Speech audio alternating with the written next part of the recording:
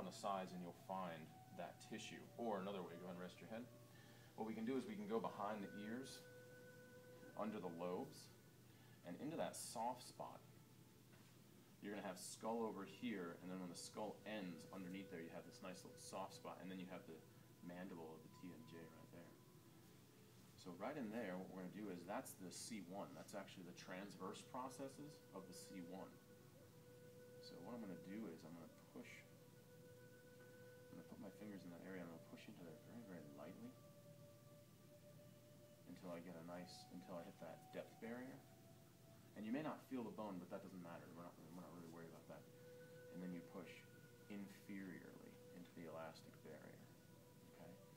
So this is going to release the cervical spine, the upper cervical spine as it connects to the occiput.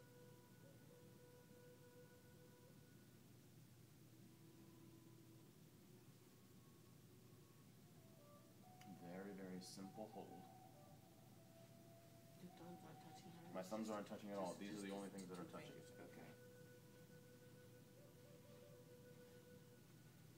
Now, Hubans, around the face and around the neck, they actually put out a fair bit of oil compared to the rest of the system. There's a lot of oil that starts to seep out through that area.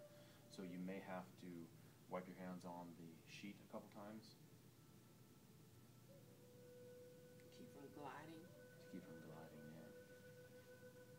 So I get into that area, I push into that depth barrier, and then inferiorly. And I can feel that running into her right side's a lot more hypertonic, a lot more tight and restricted than her left.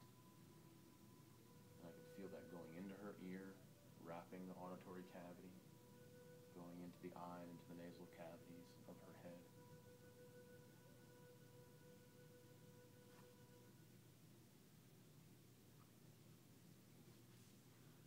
Now that's a very specific upper cervical and occiput. The other one we're going to do is we're going to make contact, we're going to find their clavicles, and then we're going to make kind of like, I usually use fists. If I'm working on a female, I don't want to bother any breast tissue, so I usually make a light fist here. And then this area right here, kind of like the side pad of my fist, will rest just below the clavicle, and then I'll do this stretch here. Okay. And this is going to open up basically everything from my point of contact up. Inferior? Yeah. Yeah, I'm going to push in the inferior direction. Everything from the clavicle up is going to get a line of tension put on it. And you can get, it's going to go from, it's going to be anterior and posterior. So the SCM connects posteriorly to the temporal bones, but also directly has a relationship to the occiput. So that whole tension from the back of the skull is going to be pulled down as well.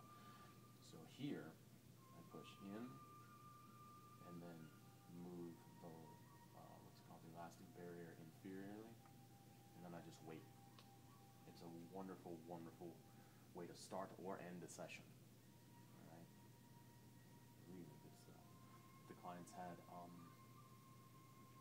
what's it called? If they've had oral surgery or anything along those lines, those scars and that kind of stuff will be affected, and so you'll